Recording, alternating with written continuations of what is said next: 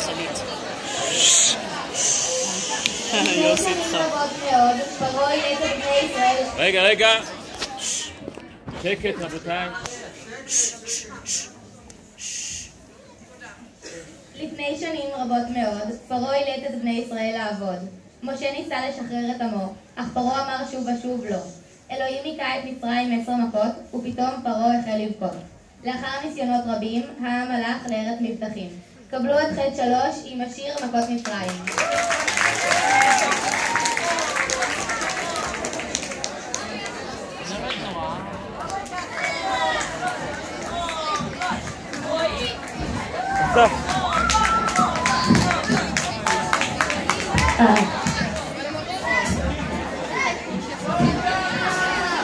זה לפני או אחרי 10 מכות? די.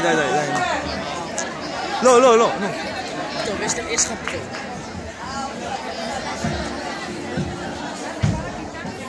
כן. שומעת.